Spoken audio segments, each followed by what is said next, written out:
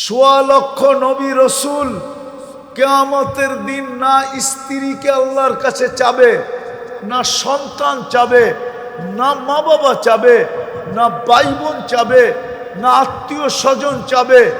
সারা মাঠে দৌড়াবে আর চিৎকার দিবে, রব্বি নফসি নফসি, আমাকে বাঁচান। ফেরেশতা চিৎকার দিবে, রব্বি সাল্লিম সাল্লিম।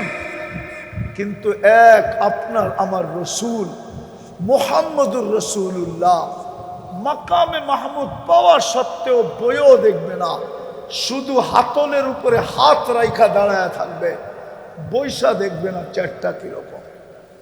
অথচ ওনার উম্মত আজকে শুধু একটা ওয়ার্ডের চেয়ার পাওয়ার জন্য, ইউনিয়ন পরিষদের চেয়ার পাওয়ার জন্য মরতে রাজি, মারতে রাজি, বিধবা করতে রাজি, এতিম করতে রাজি, তাজা বুকের রক্ত ঢাইলা দিতে রাজি। শুধু চিৎকার দিবে উম্মতি উম্মতি গইলা। তিন জায়গায় ছুটবে, হাউজে কাউসার, মিজান আর পুলসেরাত, আর মধ্যখানে শুধু চিৎকার দিবে উম্মতি উম্মতি, রব্বি উম্মতি রব্বি উম্মতি। একদিকে উনি উম্মতি বলে চিৎকার দিবে, আর আরেক দিকে আল্লাহ বলতে থাকবে সালতু তা শাফি তু সাফা। বন্ধু ঠান্ডা হন, শান্ত হন। আজকে আপনি চাবেন আমি দিতে থাকবো, আপনি সুপারিশ করবেন আমি মঞ্জুর করতে থাকবো, তারপরেও থামবে না একজন উম্মত দুযোগে থাকা পর্যন্ত। গ্যারান্টি কার্ড নিয়ে আসছে, জান্নাত শতকে দেখা আয়েশা বলছেন। মেরাজের রাত্রে জান্নাত দেখছেন না দেখেন নাই? হ্যাঁ, তারপরও মানতে মন চায় না, তারপরও দিলে লাগে না। হ্যাঁ, একটা কথা বললে মনে হয় রাগ হয়ে যাবেন, বলবো? রাগ হবেন না তো? আগেই মাপ চায় নিতেছি। আচ্ছা বলেন তো, বৈলরের মানুষ, গুলশানের তুলনায় আপনি এই দেশের নাগরিক তো, ঠিক না? হ্যাঁ, গুলশান আলারও তো এই দেশের নাগরিক, ঠিক না? কিন্তু গুলশান আলারা নাগরিক সুযোগ সুবিধা যতটুকু পাইছে আর পায়, তার তুলনায় এই বৈলরের মানুষ নাগরিক সুযোগ সুবিধা কতটুকু পান? হ্যাঁ, আছে? সত্য করে বলতেছেন? কতটুকু কম? নাই, ঠিক না? হ্যাঁ, আবার কোন প্রশাসনের লোক থাকলে রাগ হয়েন না, বুঝানোর জন্য বলতেছি। গুলশানের কারো বাড়ির সামনে যদি প্রশাসনের লোকও যায়, তো পাওটা কাঁপতে কাঁপতে যায়। যে হইতে পারে বাড়িওয়ালা এমন ব্যক্তিত্ব, যদি 19 থেকে 20 হইল, আমার সারা জীবনের চাকরিটা খায়া দিবে। কিন্তু এই বৈলরে সাধারণ একজন সিপাই 24 ঘন্টার যেই কোনো মুহূর্তে আপনার বাড়ির দরজা বাইগা ঢুকতে পারে, কেউ কিছু বলার পর্যন্ত ক্ষমতা রাখে না। সত্য না? হ্যাঁ, তাইলে আপনি কি পায়া জান্নাত হারায়া ফেললেন? কি পায়া জান্নাত হারায়া ফেললেন বলেন? গুলশান আলার তো গুলশান পাইল, বনানী আলা তো বনানী পাইল, ধানমন্ডি আলা তো ধানমন্ডি পাইল, বাড়িদারা আলা তো বাড়িদারা পাইল, বসুন্ধরা আলা তো বসুন্ধরা পাইল, উত্তরা আলারা তো উত্তরা পাইল, উন্নত এরিয়ার মানুষগুলা তো উন্নত নাগরিক সুবিধা পাইল। আপনি কি পায়া আল্লাহকে ভুলে গেলেন? জান্নাত হারায়া দিলেন। বলবেন আমি কই হারায়া দিলাম? যদি হারাই না দিলেন তো ডেলি 5 বার তো জান্নাতের চাবি দিতে ডাকে। কে ডাকে? কে ডাকে? বলেন, বৈলরের 90% 10% মানুষ নামাজ পড়ে। মানলাম 10% পড়ে, 90% তো পড়ে না। এইখানে তো লোক আছে আজকে এখন এশারের নামাজ পড়ে নাই, জানি না রাত্রে শোয়ার আগে পড়া শোবে কিনা। যদি নাও পড়লো জানি না আল্লাহর কাছে মাপ চায় ঘুমাবে কিনা, অথচ ডাকে কে? কে ডাকে? কেন ডাকে? জান্নাতের। আপনি জিজ্ঞেস করেন মাদ্রাসার ছেলেদেরকে, ওরা যে মক্তবে পড়ছে 3 নম্বর হাদিস ওদের, মিফতাহুল জান্নাতি সালাহ। নুরানি কায়দা যারা পড়ে, নুরানি, ওগো 3 নম্বর হাদিস, ঠিক না? কিন্তু 90% তো আসে না। ডাকে কে? আল্লাহর চেয়ে বড় কেউ আছে? না, মনে হয় আমাকে হায়াত মৌতার এখন আল্লাহ দেখে না, ঠিক না? কে দেখে? মৌত কে দেয়? মনে হয় আল্লাহ দেয় না, ঠিক না? দিলে তো ডাকতেনি, ঠিক না? দিলে তো দৌড় দিতামই, ঠিক না? অথচ দেখি নেতায় ডাকলে দৌড় দিয়া কুল পায় না। সামান্য একটু পথ পাবে, সারাদিন পিছ পিছ ঘুরতে থাকে, ঠিক না? রাগ হয়ে গেলেন? অথচ ডাকে কে?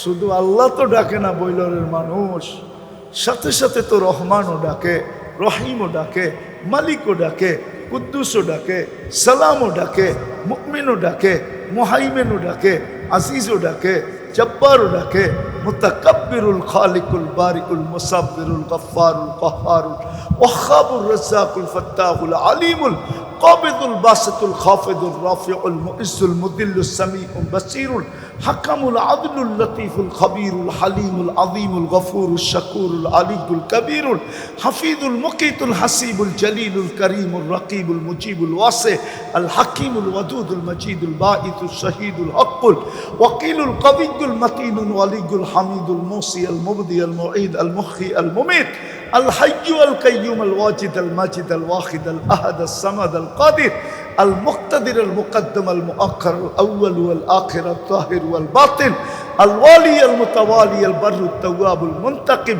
العفو الرؤوف مالك الملك ذا الجلال والإكرام المقسط والجامع والغني والمغني المانع الضار النافع النور الهادي البديع والباقي الوارث والرشيد الصبور জাল্লে চালালু 99 পদের মালিক আল্লাহ ডাকে আল্লাহ,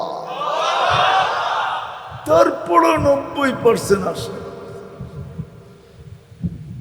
হায়, আমি এটাই বুঝাইতে চেয়েছিলাম, দুনিয়ায় মানুষ মানুষের কাছে দাম রাখে না। আমার এটা বিষয় না, আমার বিষয় আল্লাহর কাছে দামি হব কিভাবে? আল্লাহ কিনবেন আমাকে জান্নাত দিয়া, কিভাবে দামি হবে? ওই দামি বানানোর জন্যই মুহাম্মদুর রাসূলুল্লাহকে আল্লাহ পাঠাইছেন। কাকে? কাকে? গ্যারান্টি কার্ড দিয়া পাঠাইছেন। পরিশ্রম অল্প, সময় অল্প। সময়, পরিশ্রম। আচ্ছা বলেন তো, নামাজ কয় ওয়াক্ত? সোয়াব কয় ওয়াক্তের? তাহলে পরিশ্রম কম, ঠিক না? সময়ও, সোয়াব গাঠি, ঠিক না? এটা একা পড়লে একা, জামাতের সাথে 5 ওয়াক্ত পড়লে 1350 ওয়াক্তের সোয়াব পাওয়া যায়। কত? 1300 বুখারী শরীফের রওয়ায়াত। একা একই নামাজ পড়ার চেয়ে জামাতের নামাজ 27 গুণ বেশি। একা পড়লেই তো 10 ওয়াক্ত পাওয়া যায়, আরো 10কে 27 দিয়া গুণ দেন, এক ওয়াক্তে 270 ওয়াক্ত। 5 দিয়া গুণ দিয়া দেখেন 1350 ওয়াক্তের সোয়াব পাবেন 5 ওয়াক্ত পড়লে। এই জন্য আসেন, আর লম্বা করতে চাইতেছি না, আসেন তওবা করি, তওবা করি। পারবেন করতে? নাইলে ঘৃণিতই থাকতে হবে। আজকে 250 কোটি মুসলমান দুনিয়াতে কিন্তু মুসলমানের চেয়ে ঘৃণিত কেউ নাই, দীক্ষিত কেউ নাই, অবহেলিত কেউ নাই, লাঞ্ছিত কেউ নাই, নির্যাতিত কেউ নাই, নিকৃষ্ট কেউ নাই সারা দুনিয়া। হ্যাঁ, দুনিয়া তো বাদেই দিলাম, আমরা তো আমাদের দেশেই নিকৃষ্ট। রিক্সাওয়ালাও আমাদেরকে দেখলে ট্রোল করে, কয় মোল্লা সড়ক না করে না, ব্যানারওয়ালা পর্যন্ত ট্রোল করে, ও হুজুর সরেন, পার্ক পাইছেন, রাস্তার মধ্যে হাঁটেন, ট্রোল করে, ট্রোল আমাদেরকে নিয়ে মজাক করে। কেন? তওবা করি, তওবা, নাইলে আরো কিছু দেখতে হবে। এইখানেই শেষ না, যেখানে শেষ হয়ে গেছে। 250 কোটি মুসলমান, 60টা মুসলিম দেশ, দুনিয়ার সবচেয়ে বড় টাকা মুসলমানের কাছে। ডলার 5 গুণ ছোট, 5 গুণ। কুয়েতের টাকার সামনে ডলার 5 গুণ ছোট। কুয়েতের দিনার ডলারের সামনে 5 গুণ বড়। বাহরাইনের টাকা ডলারের চেয়ে 4 গুণ বড়। ওমানের টাকা ডলারের চেয়ে 4.5 গুণ বড়।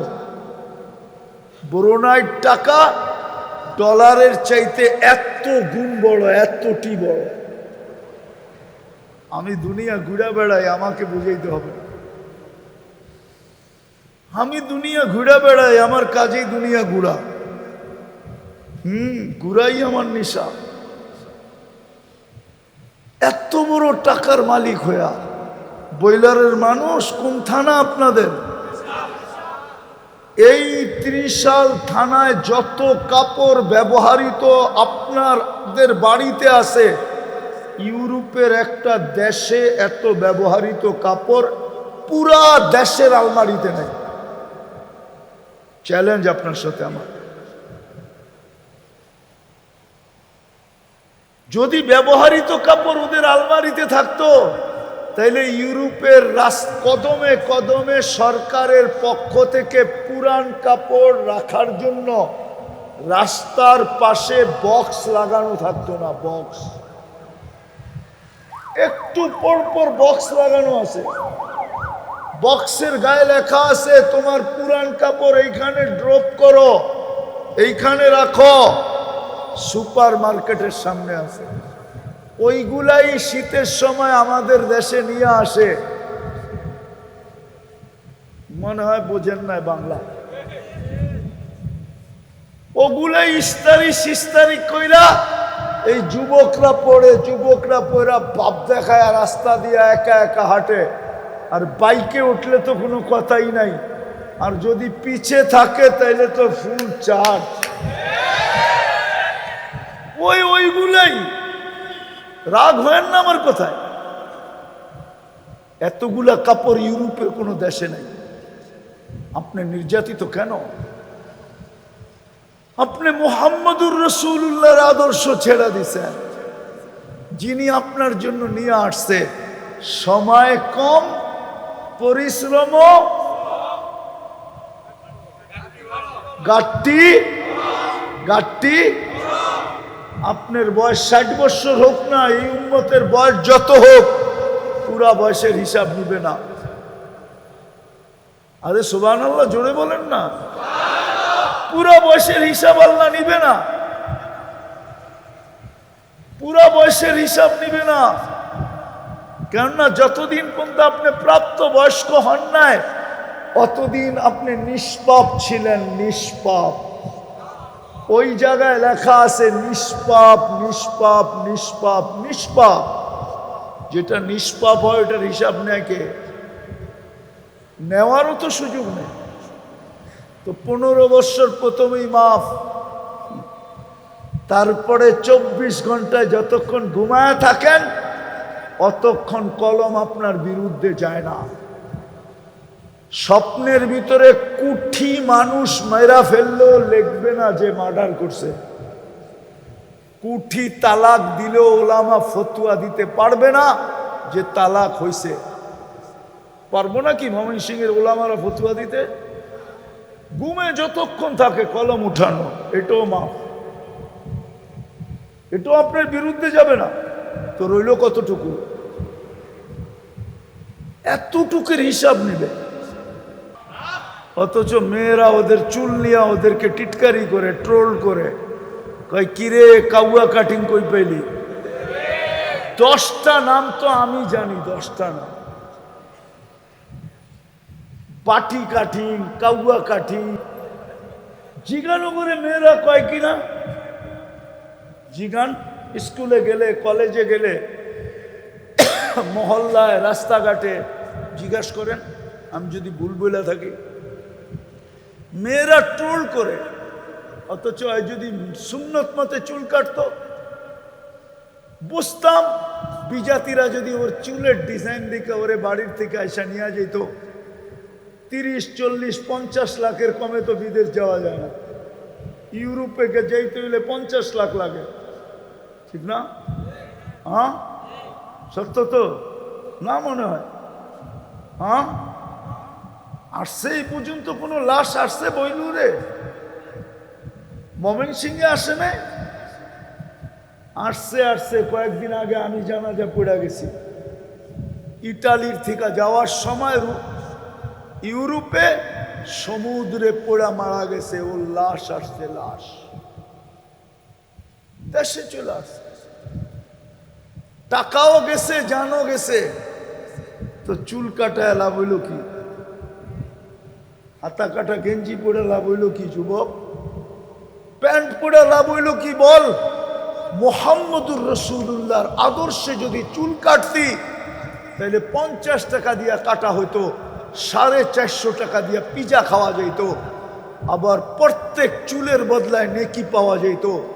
আবার কিয়ামতের দিন যখন দেখা হইতো, হাত পাতার সুযোগ হইতো।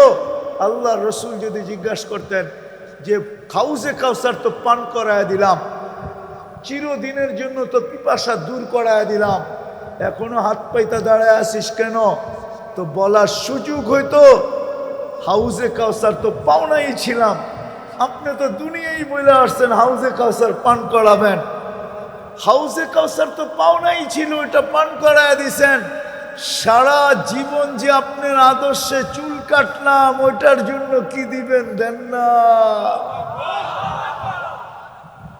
হায় হায়, আমার জাতির যুবক যদি বুঝতো। এই জন্য চলেন তওবা করি। আজকে নবীর আদর্শ ছেড়া দিছি, সত্য এটাই। করবেন তওবা? কে কে করবেন দেখি? পাক্কা ওয়াদা? তাইলে নামায়েন না, 2 হাত উঁচা করে বইলা দেন, আল্লাহ অতীত থেকে তওবা করলাম। আল্লাহ, আপনার হাবিবকে মানতে পারি না, এই গুনার থেকে তওবা করলাম। আপনি আমাদের তওবা কবুল করেন। নামান।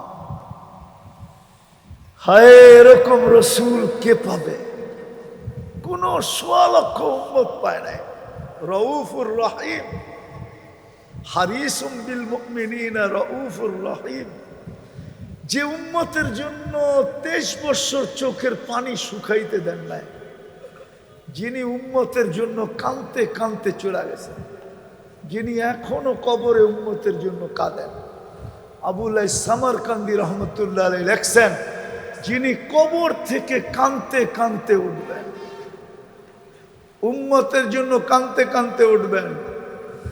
ওলামা একমত হবে, ময়মনসিংহের 1.25 লক্ষ নবী রসুল কিয়ামতের দিন না স্ত্রীকে আল্লাহর কাছে চাবে, না সন্তান চাবে, না মা বাবা চাবে, না ভাই বোন চাবে, না আত্মীয় স্বজন চাবে। সারা মাঠে দৌড়াবে আর চিৎকার দিবে, রব্বি নফসি নফসি, আমাকে বাঁচান। ফেরেশতা চিৎকার দিবে, রব্বি সাল্লিম সাল্লিম। কিন্তু এক আপনার আমার রসুল মুহাম্মদুর রাসূলুল্লাহ মাকামে মাহমুদ পাওয়া সত্ত্বেও বইও দেখবে না, শুধু হাতলের উপরে হাত রাইখা দাঁড়ায় থাকবে, বৈশা দেখবে না চেয়ারটা কিরকম। অথচ ওনার উম্মত আজকে শুধু একটা ওয়ার্ডের চেয়ার পাওয়ার জন্য, ইউনিয়ন পরিষদের চেয়ার পাওয়ার জন্য মরতে রাজি, মারতে রাজি, বিধবা করতে রাজি, এতিম করতে রাজি, তাজা বুকের রক্ত ঢাইলা দিতে রাজি। শুধু চিৎকার দিবে উম্মতি উম্মতি গইলা। 3 জায়গায় ছুটবে, হাউজে কাউসার, মিজান আর পুলসেরাত, আর মধ্যখানে শুধু চিৎকার দিবে উম্মতি উম্মতি রব্বি উম্মতি রব্বি উম্মতি। একদিকে উনি উম্মতি বলে চিৎকার দিবে, আর আরেক দিকে আল্লাহ বলতে থাকবে সালতু তা শাফি তু সাফা। বন্ধু ঠান্ডা হন, শান্ত হন। আজকে আপনি চাবেন আমি দিতে থাকবো, আপনি সুপারিশ করবেন আমি মঞ্জুর করতে থাকবো, তারপরেও থামবে না একজন উম্মত দুযোগে থাকা পর্যন্ত। ওই রসুল আসেন, তওবা করছেন, উনি আসছে আমাদেরকে দামি বানানোর জন্য। পরিশ্রম অল্প, আদর্শটাকে মেনে নেন। আমি বেশি বলবো না, একটাই বলবো, শুধু একটা মাইনা নেন। আজকে অঙ্গীকার করেন যে মউত হয়ে যেতে পারে, কিয়ামত হয়ে যেতে পারে, দুনিয়া এদিক ওদিক হয়ে যেতে পারে। যতক্ষণ পর্যন্ত হুশ আছে, দেহের ভিতরে শ্বাস আছে, আজকের থেকে আমি নামাজ ছাড়বো না না না না। কি বলো যুবক, ছাড়বে? পাক্কা ওয়াদা? আল্লাহ আপনি দেখতেছেন, ফেরেশতা লিখতেছে। আল্লাহ নামান, আল্লাহ আমাদেরকে আমল করার তৌফিক দান করেন। ওয়া মা আলাইনা ইল্লাল বালাগ।